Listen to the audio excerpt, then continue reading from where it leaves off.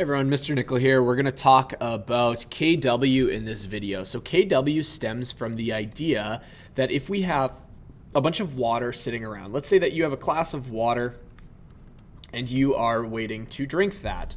What is actually happening in that glass of water is a fascinating reaction where we have the generation of, not H2, I want OH minus. You have this reaction happening in your glass of water at all times. So at any given point in time, two water molecules can collide and create an H3O and an OH minus, which very clearly this is an acid and this is a base. And actually those are acids and bases based off of our Arrhenius definition, the original definition that existed.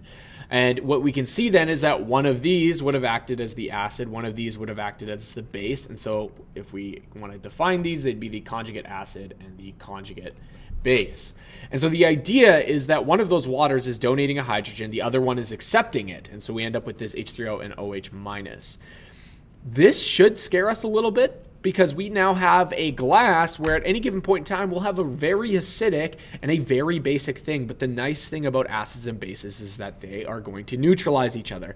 And so the principle of KW, the constant of water, was created where we say that if we measure the concentration of H3O plus and the concentration of OH minus, we should always, if it's water, get the exact same number, which is 1.0 times 10 to the minus 14. So at any given point in time, we should be able to predict whether we have more acid or whether we have more base, or we should be able to predict if it's water, how much H3O or how much OH we have. Now, if we place an acid in water, what we'll see is that this H3O concentration will go up. If we place an acid in a base, what we should see is that this OH minus concentration should go up. And so that's the premise of KW and H3O. And we should be able to predict basically any sort of concentration of H3O based on this formula and based on this number as well. And that is the basic principle of KW.